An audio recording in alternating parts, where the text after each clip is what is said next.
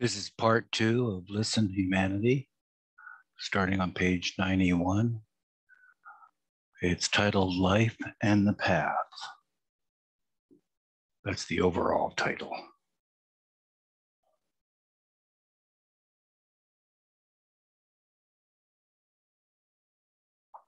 Chapter 1, title is Death and Immortality.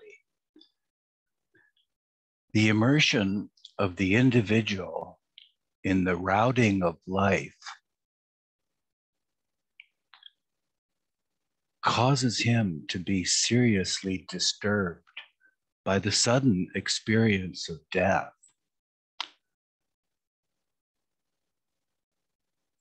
Particularly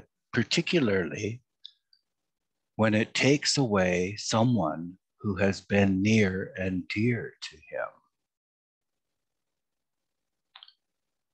When the sight of death becomes too frequent, as in time of war or during an epidemic, the individual's mind tends to protect itself by retiring within a shell of habit and routine. Familiar actions, faces, and surroundings, which require no thought or adjustment, become at such times a buttress to his emotional balance.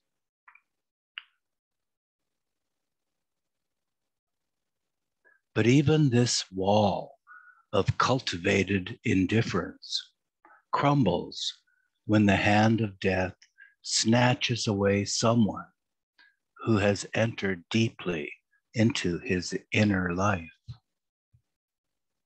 Someone who perhaps acted as a pivotal point upon which his emotions turned.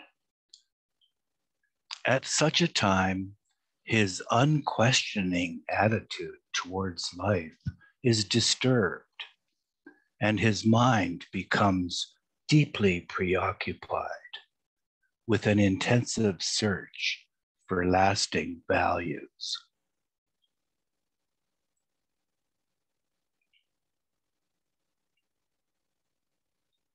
The life of each person is deeply enmeshed in this mystery of death, but it is a mystery which accents thought instead of dulling it. For if anything makes a man think intensely about the true nature of life, it is the recurrent theme of death. As the tale of life is told, it pauses frequently to contemplate the gaping holes left by death. There is no way to avoid the thought-provoking impact of that inescapable presence. Although none escapes the intensive search for the hidden secret to the meaning of death, few can lift the veil and unravel the mystery. For most, it remains a soul-searing enigma, which causes deep restlessness. For some, it offers a wide field for imaginative speculation. For the few, it yields its secret. Many refuse to accept death as the simple, final extinction of the individual. But this reaction is more often a form of unreasoned wish than a matter of unshakable conviction. Even so, this instinctive rebellion should not be lightly dismissed.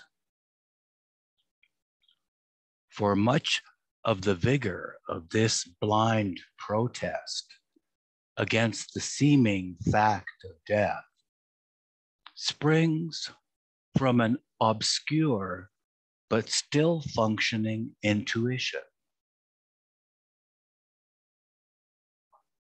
However, this intuitive reaction does not approach the more secure position achieved through reasoned belief based on faith in the authority of a seer or on the direct perception of those who know. When a sensitive individual is first faced by a death of deep significance in his circle of close friends, he is usually struck by the transitory nature of all forms of life. Confronted by the undeniable impermanence of the body, yet unfortified by knowledge of some sustaining, permanent principle, he often falls into a mood of deep despair or supercilious cynicism. If life is inexorably doomed to extinction, he reasons, there can be little meaning in the frantic efforts to achieve. In turn, this thought leaves him in a vacuum of purpose, which may lead him either to a state of supine inaction or may precipitate him into reckless rebellion. To him, existence seems to be conditional, intermittent, and vanishing, while extinction appears to be unqualified, inescapable, and permanent. When such a grim conclusion has been reached, whether consciously or unconsciously, the individual is tempted to rain death and destruction upon others, or to invite it upon himself, merely because death appears to be more lasting than life. The recklessly destructive desperado and the determined suicide belong to this type.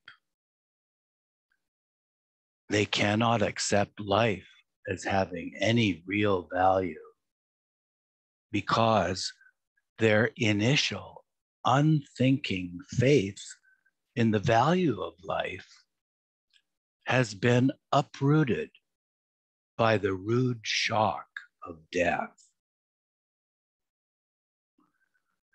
If death is accepted as real and longer in duration than life, then life is degraded below meaninglessness. Even then, such values in life as truth, beauty, goodness, and love can claim some intrinsic worth despite their fleeting existence.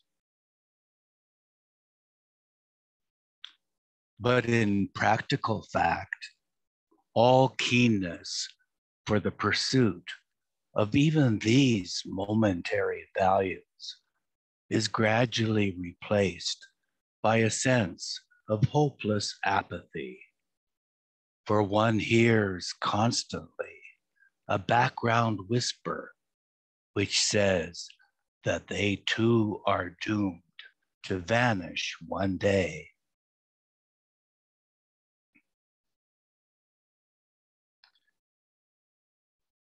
If the cat, while stealthily drinking milk, knows that someone is waiting outside their door with a club, she can hardly relish the flavor of her surreptitious meal.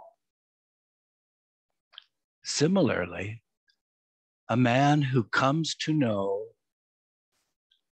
that all his achievements must soon be brought to naught can hardly have his heart in his efforts.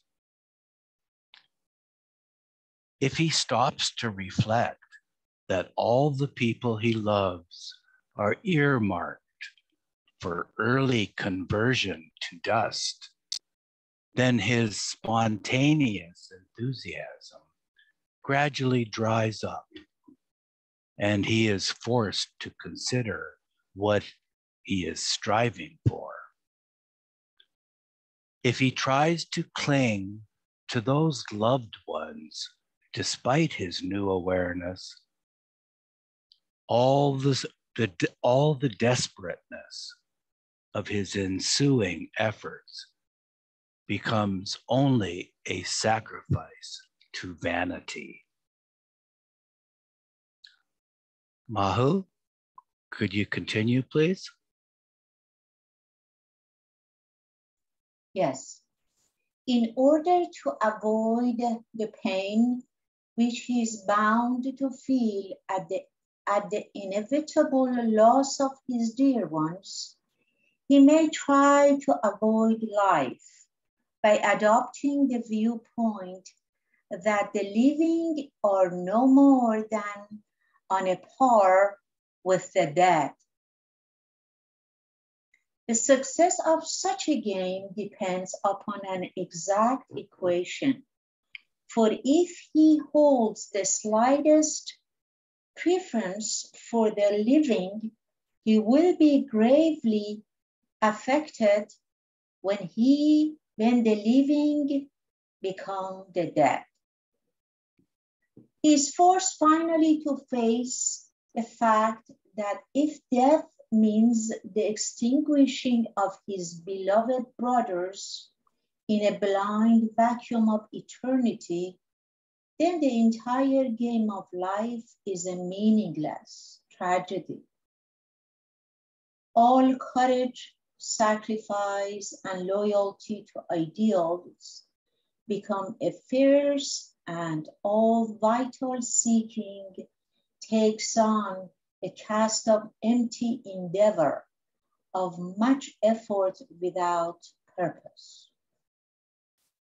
Fear of loss treads closely upon all earnest attempts to appropriate and inherit the significance of life, depriving it of all sweetness.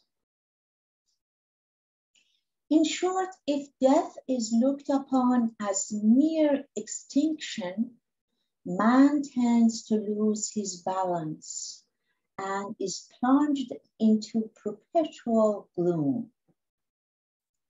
All his dreams of the enduring reality of truth, beauty, and love are refuted and seem by hindsight to have been a blind groping after illusion. His previous ideal of eternity and inexhaustible sweetness, instead of filling him with the hope and enthusiasm, now reproaches him with the utter senselessness of all earthly values. Thus, death, when not understood, vitiates the whole of life, and the first impulsive answer of inaction or cynicism, which the individual usually forges to meet the question, strands him in a thoroughly this dissociated universe of unrelieved wariness. Nevertheless, this gradually prepares him for another attempt to find a more vital answer to the inescapable query. The human mind cannot endure such a stalemate for long, as there is an internal force which insists that the inner nature be in motion. Eventually, the pressure for such motion breaks through the rigidity of such a negative concept of death. A great flood of new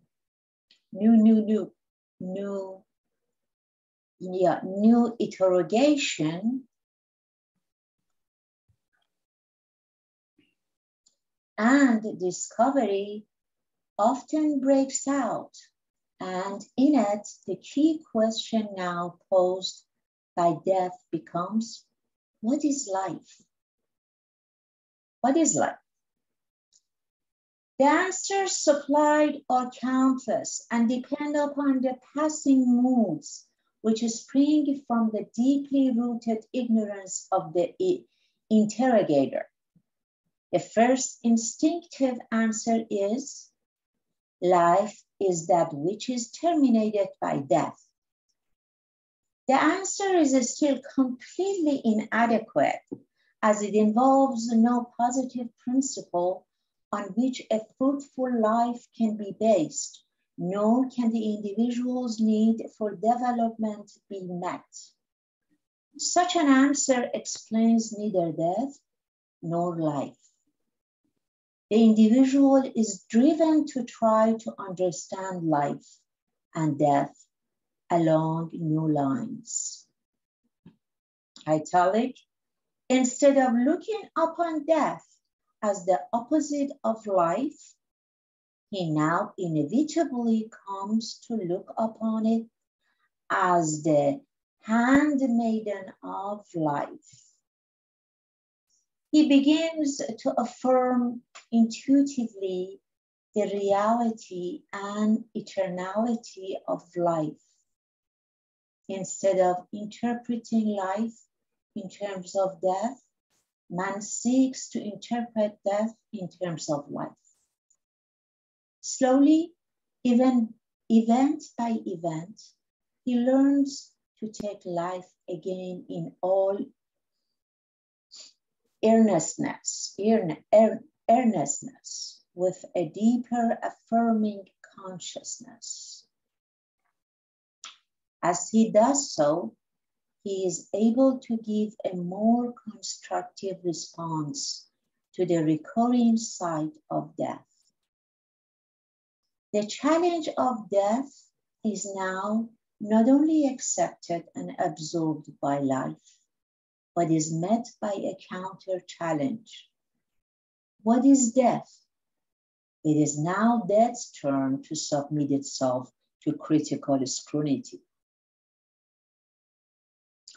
The most unsophisticated answer to this counter question is, death is only an incident in life. This simple and profoundly true declaration terminates the unendurable chaos precipitated by regarding death as the extinction of life. Soon it is clearly seen that it is futile to try to understand death without first understanding life. As consciousness gradually settles into this balanced approach to the problem, it takes on a healthy tone, which makes it receptive to the truth concerning both life and death.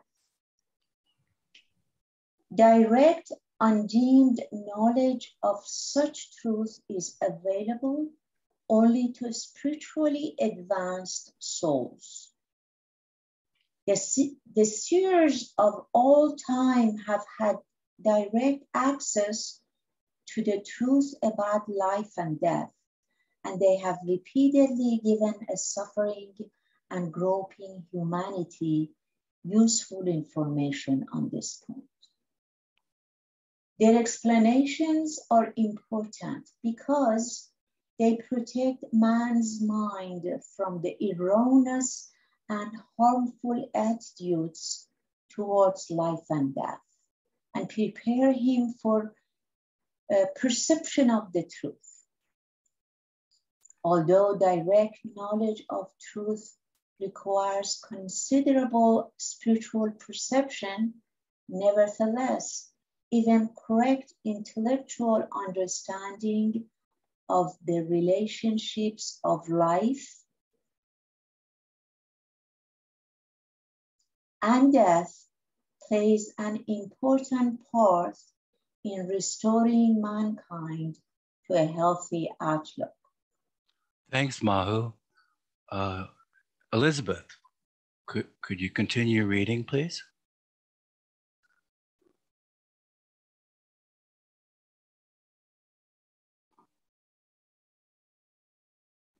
Oh, maybe she's not at her machine. Mariam. Oh, no, I'm sorry. I was on mute. Oh, okay. I was reading on mute. Okay, starting again. Above Thanks. incarnate life and birth and beyond discarnate life after death, the soul is one indivisible, eternal existence. The gestation of individualization of the soul begins with the evolution of its consciousness. Consciousness begins to evolve in incarnate life, and its evolution becomes complete only in incarnate life. Simultaneously with the evolution of consciousness through the evolution of forms, bodies, sanskaras begin to accumulate. There's an asterisk after sanskaras, which reads, sanskaras are the habit patterns and the unconscious motivations remaining from previous actions in this and in past lives. They are the propelling forces which so largely determine the actions of the individual and leave him so little opportunity for positive action aimed at progressive understanding and development of his own nature.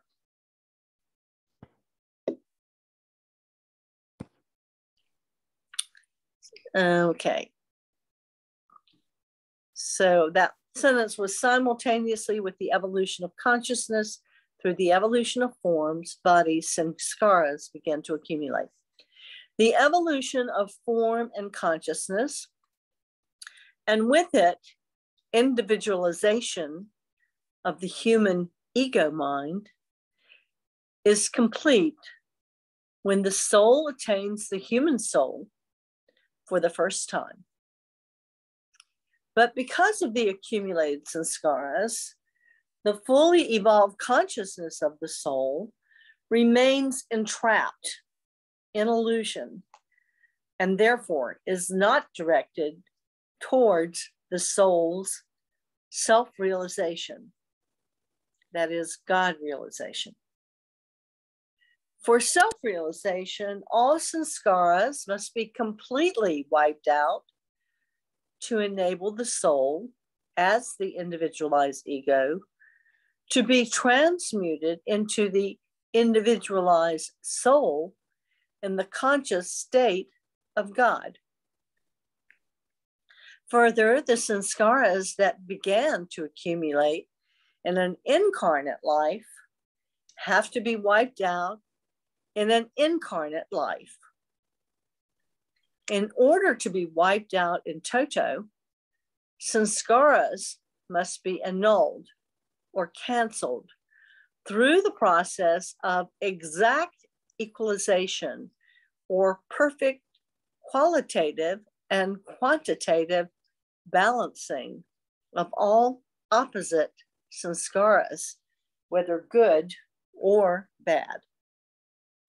This is extremely difficult, for the sanskaras have a natural tendency towards preponderance of one opposite over the other, while unbalance of the opposite sanskaras reaches its maximum in an incarnate life. Near balancing is achieved after death during a period of discarnate life through the intense subjective pleasure or suffering in the states known as heaven and hell. Each incarnate life is an opportunity for the realization of one's true self. Each death or discarnate life is an opportunity for achieving a semblance of balance. To start another birth with its further chance at self-realization. If the opportunity were fully taken, one incarnate life could be sufficient to make the individual realize this goal, but it is well nigh impossible to attain the initiative and longing to do so without getting involved in the illusory maze of innumerable opposite experiences. The contact of a perfect master is invaluable in calling a halt to the dizzy gyrations of incarnate and discarnate lives in illusion, and awakening the individual to the real knowledge of self.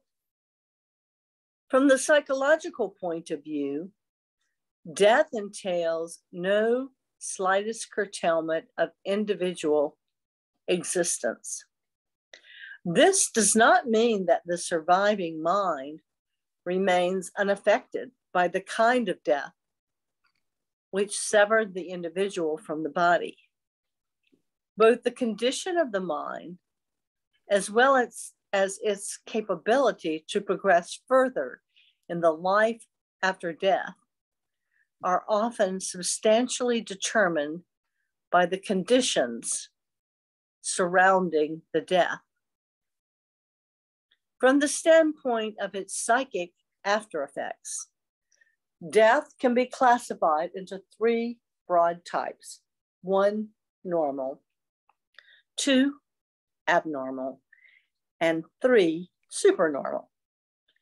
Normal death follows an illness, which ultimately renders the physiological functioning of the body impossible. Generally, it involves some kind of warning to the individual, for if the illness is severe, he often anticipates that death is at hand. Although by no means true of all deaths caused by illness, when the individual has some anticipation of impending death, he usually has a chance to tie up loose ends and prepare his mind for this new crisis. The second, or abnormal type of death, is that which results from accidents, murder, war, and suicide.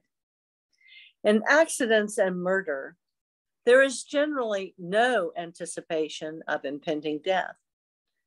Being unexpected, death involves, in such instances, a shock, which can shatter the very roots of the sanskaras, seeking expression through the physical incarnation of the individual. In unanticipated accidental death, the ordinary ego mind has a moderate tendency to gravitate towards the gross sphere and cling to it because of the ego mind's attachment to the gross world.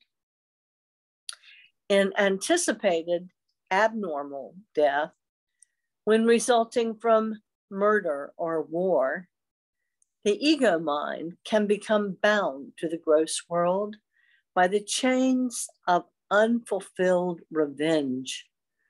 There is less tendency for such binding to occur in death due to war than in that resulting from murder.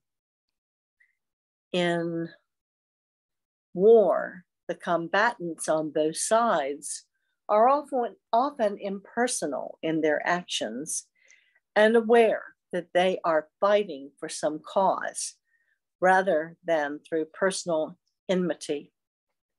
If this awareness is clear and steady, death in war does not yield the mental reaction of revenge.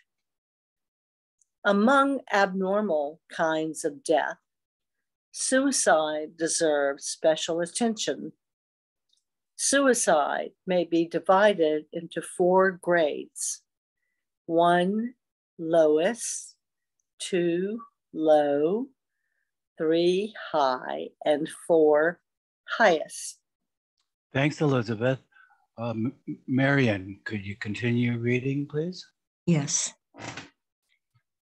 The lowest type is a last measure in escaping punishment or ignominy or utter frustration after the individual has tried unscrupulously to satisfy his own selfish desires. Thus, one who has committed murder for lust or power may commit suicide when he is caught.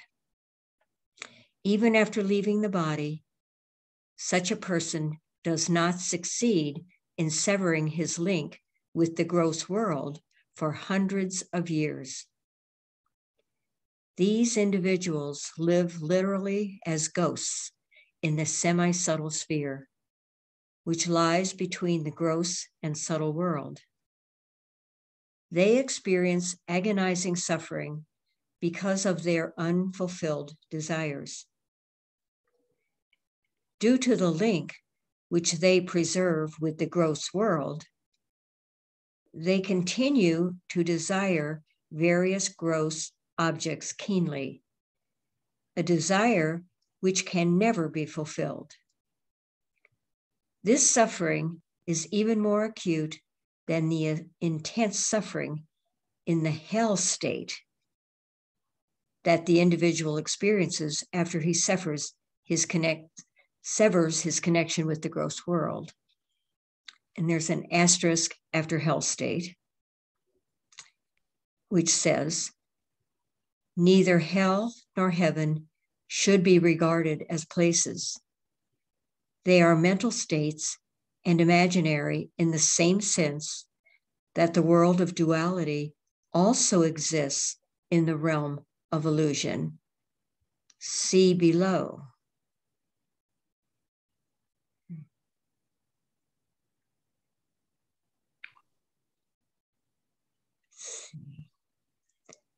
A somewhat less acute state of suffering in imagination is experienced in the hell state by suicides who have been slightly better motivated, but who are still classified as, quotes, low. In this group are those motivated by sheer disgust with life. Thus, a person suffering from bad health or stricken by a loathsome disease, or one who is poverty-stricken and ashamed of being a burden on others, might put an end to his life through lack of will to live. Since the cause of such a suicide is revulsion from earthly life, the ego mind does not continue to maintain any enduring link with the gross world beyond the normal 3 or 4 days following death. After that normal period, the link is snapped, and the ego mind then begins to experience the intense suffering of its bad sanskaras, usually termed the hell state.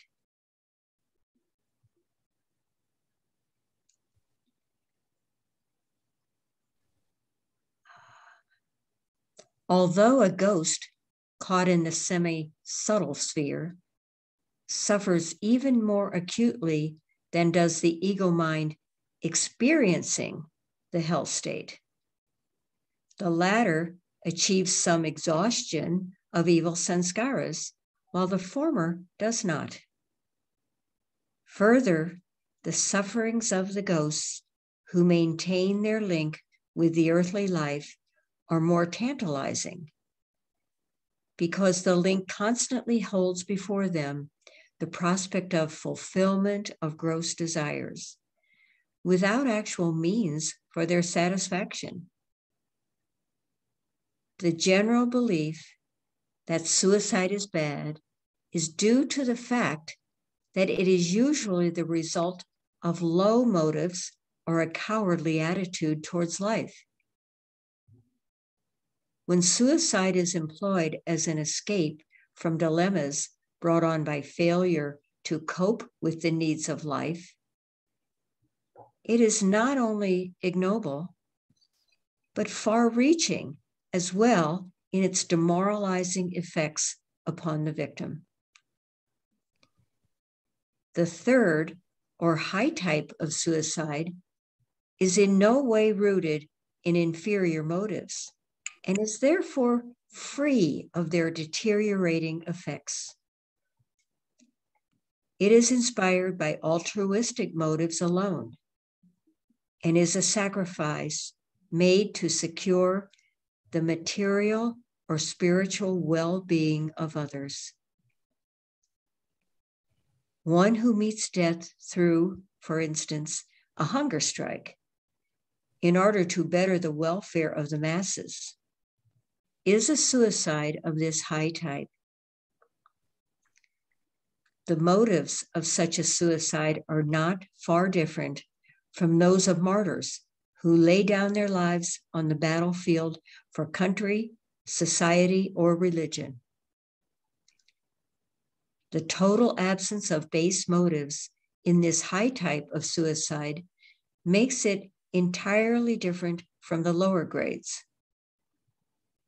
As in other noble acts of self-effacement, such highly motivated action entitles the departed individual to the privileges and pleasures of the heavenly state, and also constitutes a definite asset in his spiritual ongoing.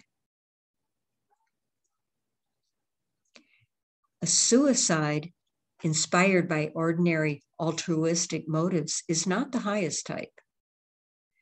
The fourth, or highest class, results from intense desire to see God or to unite with Him. This is an extremely rare occurrence. In most cases in which suicide is believed to have been committed for the sake of God, there is an admixture of other motivating factors, such as dissatisfaction with the conditions of earthly life. If and when suicide is embraced purely for the sake of attaining God, it can have the effect of achieving liberation or mukti. The masters have always warned aspirants against resorting to suicide in the intensity of their longing for union with God. For there is too great room for self-deception and inadvertent admixture of inferior, unconscious motivation. Regardless of the abnormality of the circumstances which may lie back of it, no type of death can really damn the individual forever. It is never more than an incident in his long spiritual journey. The third, or supernormal type of death, consists in leaving the body voluntarily.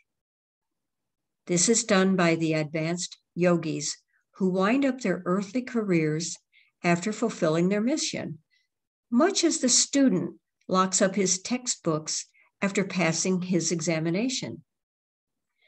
The supernormal or voluntary death of the advanced yogi is definitely anticipated and willed, but is entirely different from suicide insofar as motives, results, and manner of leaving the body are concerned. Friends and relatives of a departed one often are seriously upset by his death, because dissolution of the form may seem to them to be the extinction of life itself. All of their attachments had been related to the form. It was because of the form that they had contact with the soul. And it was through the form that their various physical and emotional needs were fulfilled. The disappearance of the body that had acted as the vehicle of the soul is therefore often interpreted by them as the annihilation of the individual himself. From the purely physical point of view, death does not involve annihilation of even the body, but physiologically, it has become unfit to be the continued dwelling place of the spirit, and has therefore lost all importance. From the point of view of the individualized soul as mind, death does not involve any loss whatsoever, as the mind and all its sanskaras remain intact. The individual, in essence, is thus in no way different. He has only cast off his external coat.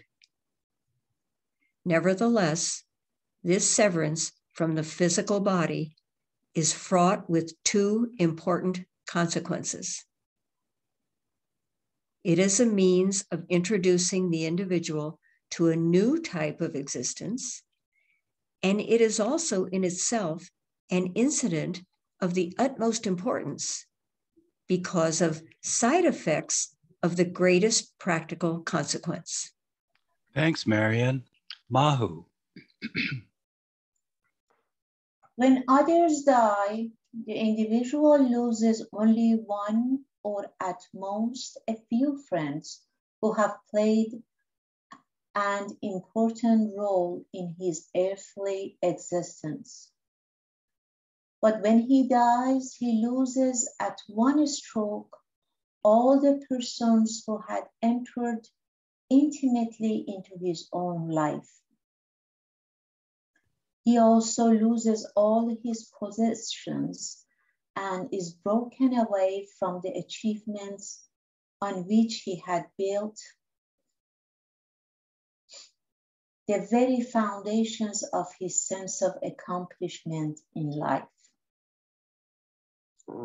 As the crowning touch, he must also leave behind the very physical body with which he had identified himself so completely that he was rarely capable of imagining himself as anything but that physical body.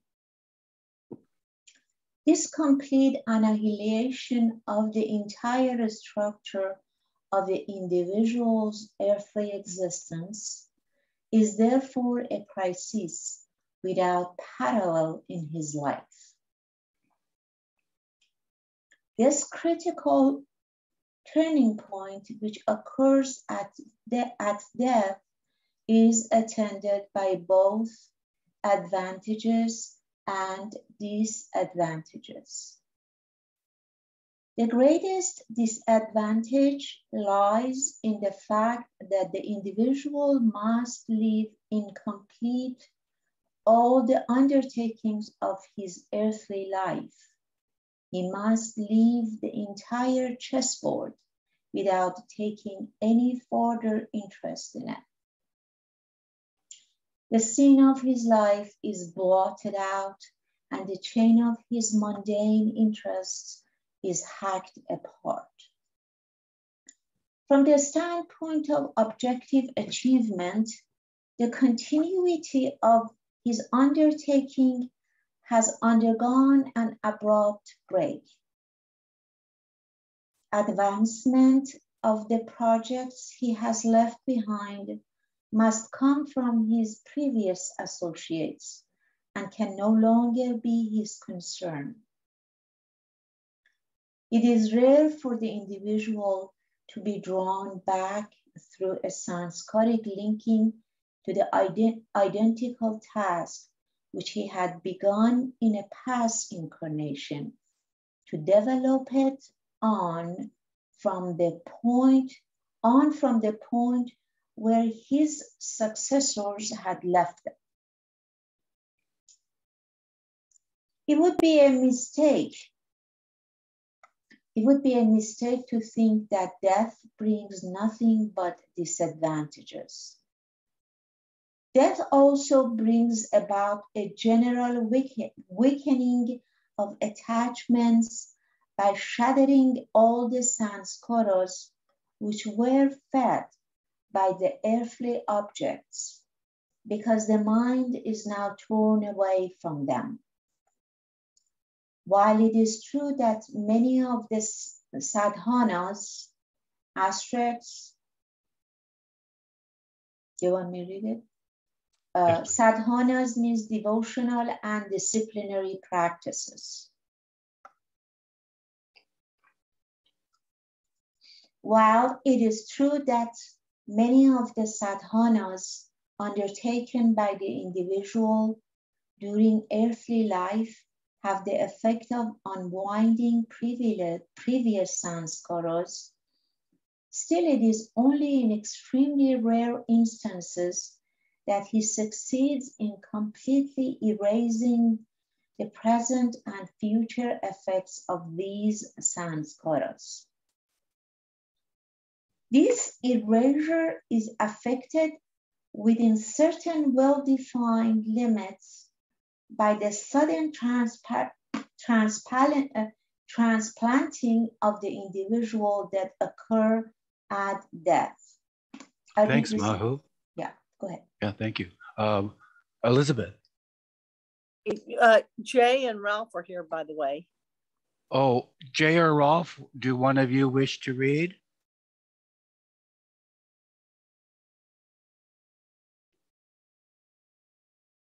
Wow. But turn. If we go that far, excuse me. I'm all stopped up at the moment. Okay, I'll read. Can you hear me? Thanks. Yeah, but it echoes, yeah. Yeah, your audio is a little echoey. Yeah, go ahead, Elizabeth. Okay. Is it? If the lessons inherent in a single death were to be thoroughly assimilated by the individual, he would benefit by the equivalent of several lifetimes of patient spiritual effort. Unfortunately, this does not happen in most cases, because after death, the individual usually tries to revive his accumulated sanskaras. Through these revived sanskaras, he recaptures the experiences through which he has already lived. The period immediately following death usually becomes, therefore, an occasion for the repetition of all that has previously been lived through, rather than a period of emancipation through understanding all that has been lived out.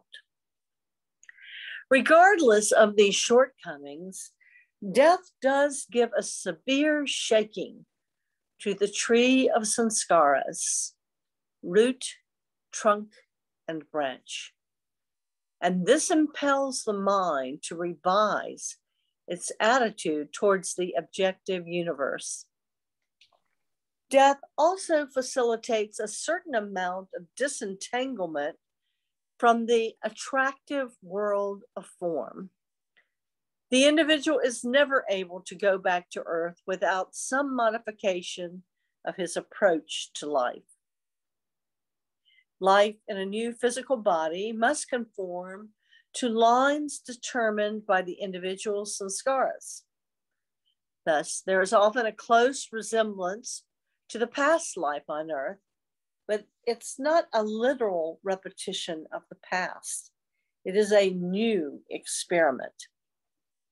This readjustment of outlook, which is facilitated by the abrupt reorientation involved in death, is particularly helpful when it occurs after spiritual aspiration has been awakened in the individual. In such cases, the loosening of all attachment, which occurs at death, is very conducive to the further flowering of spiritual aspiration. The aspirant now has a chance, under fresh circumstances, to remodel the entire pattern of his life in line with his spiritual aspirations. Because of these special opportunities which death offers, the aspirant does not regret his own death. For him, death is not a cloud without its silver lining. The perfect master, Jalaluddin Rumi, has said that he always progressed through frequent deaths. But this cannot justify anyone, and even less a spiritual aspirant, in seeking death for its own sake. To seek death in this manner is to put a false premium upon it. Such seeking of death springs from fear of life and from failure to cope with it, and inevitably must defeat its own purpose. If death has any value, it is to teach the individual the true art of life. It would be wrong for the aspirant to seek death with the hope of making further progress thereby. On the other hand, he should not fear death when it overtakes him. A true aspirant neither seeks death nor fears it. And when death comes to him, he converts it into a stepping stone to the higher life. Some people are particularly afraid of the exact moment of death because they anticipate unbearable pain at that instant. In reality, all physical suffering experienced during illness or just before death terminates at the moment of death. The process of actual dropping of the body is quite painless, contrary to the superstition that a person experiences indescribable agonies in death. However, the severing of the individual's emotional entanglement in the gross world is not found to be easy. The various religious rites observed after a death have primarily the purpose of helping the departing individual disentangle himself from these ties. For instance, the repetition of the name of God or of scriptures, often practiced after the death of a person, has a wholesome effect, both on those who have been left behind as well as on the one who has passed away, because they help to free both parties of their mutual sanskaric attachment to form. On the other hand, the lamentation and wailing that is often observed has a degrading and depressing effect, both on those left behind as well as a person who has passed away, for it tends to strengthen mutual attachment to form. Thanks, Elizabeth. Marian.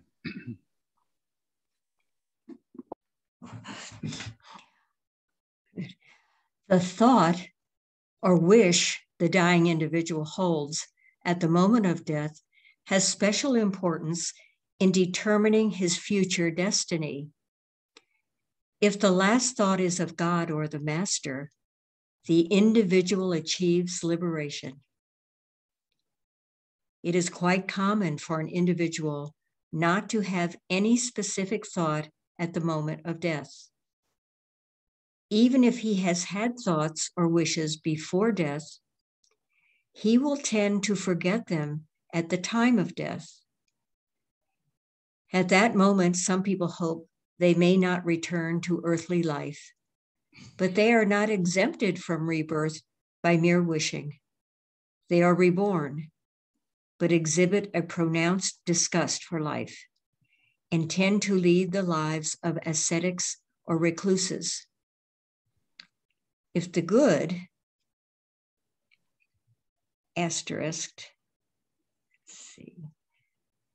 good actions leave sanskaric residues in the individual's subconscious as surely as do bad actions. Therefore, the individual may be bound just as surely by the, quotes, golden chains forged by good actions as by the, quote, iron chains of bad actions. So if the good and evil sanskaras of the individual are almost balanced at the time of death, he may take on a new physical body almost immediately. He may even enter a new incarnation as early as the 4th day after death. In such urgent cases of rebirth, the individual can enliven a ready fetus at any time between the 6th and 7th month of embryological development. It is important to note that both father and mother give only prana or vital energy to the fetus. In addition to receiving prana, it must be enlivened by some individual soul. Ordinarily, this takes place during the later stages of embryological development. When the individual is ready for reincarnation, he is automatically drawn to his future parents by sanskaric links. The parents act as a magnet due to their previous connections with the reincarnating individual. Occasionally, the strongest sanskaric or karmic link, which the reincarnating individual has with incarnate individuals, is not with the parents, but with a brother or sister. It is this link, then, that determines the family in which he takes birth. In times of emergency, as in wars or epidemics, when thousands of individuals may seek immediate reincarnation, it is not always possible for all to be born into families having strong previous links with them. But if the sanskaric status of the individual is precipitating him toward incarnation, his taking on of a body is not postponed merely because parents are not available to provide a suitable previous link. It is possible through the intervention of the masters to make infinite adjustments through mutual exchanges. Death is like throwing away clothes which have become useless through wear and tear. Just as a traveler may stop at different places and at each halt may change clothes according to his needs, so the individual goes on changing his bodies according to the needs of his sanskaras. Death may also be compared to sleep. When a man goes to sleep, he wakes up in the same physical body. When he drops his physical body at death, he wakes up in another physical body. For most persons, the period between death and birth is one of absorption in subjectivity. As mentioned before, after death, the ego mind of the individual normally retains its tie with the remnants of the physical body for 3 or 4 days. After this period, the connection is completely severed, and the individual then exists entirely in the subjectivity of his mental states. This subjective phase is brought about by the resurrection of all the sanskaras, which the ego mind has brought along with it after death. Thanks, Marian. I'll take a turn now. The sudden transplanting of the ego mind from one sphere to another does wear out the scars of the sanskaras to some extent, but for the greater part, they remain intact. If death had resulted in the complete wiping out of all the sanskaric scars on the mind, it would have resulted in emancipation of the individual from all limitation. But this does not happen. Not only are the sanskaric imprints retained after death, but they may unroll unhampered in the life after death. As the sanskaric sheet is unwound, the individual experiences in the hell or heaven state the sufferings or pleasures embodied in the bad or good sanskaras. Every individual has both classes in his store, and his mental state in the life after death is determined by which one of these preponderates.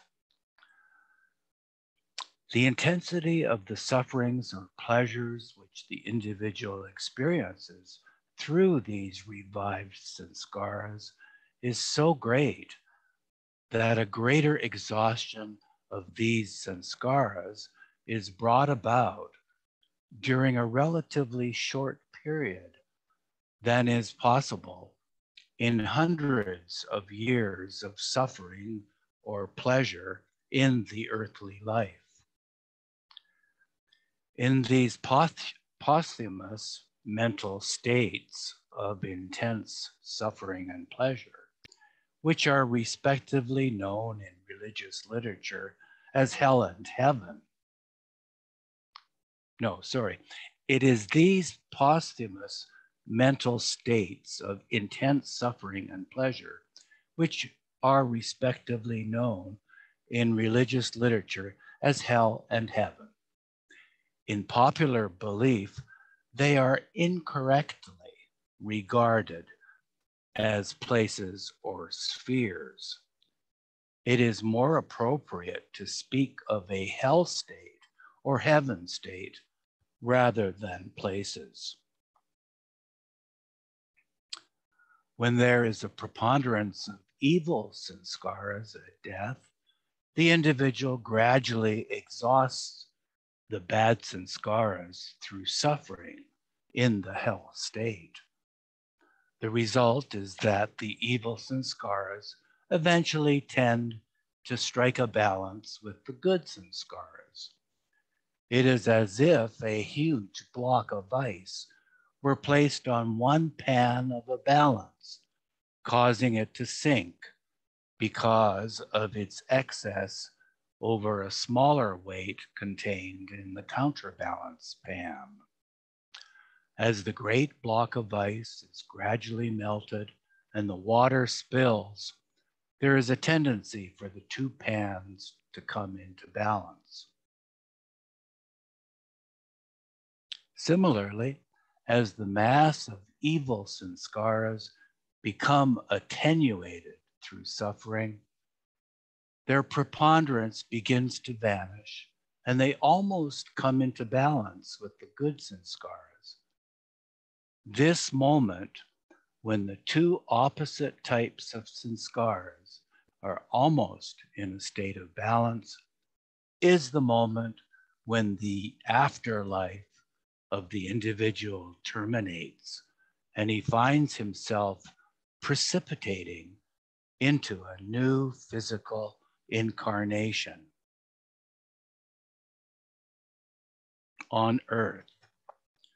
He is precipitated into a new physical body because no further purpose is served by continuation of his subjective absorption in the discarnate life. He is ripe to accumulate fresh experience in another gross body. And for this purpose, he must adopt a vehicle which is suitable for the working out of his unexhausted sanskaras. So we'll stop here at the top of page 107 and continue next week.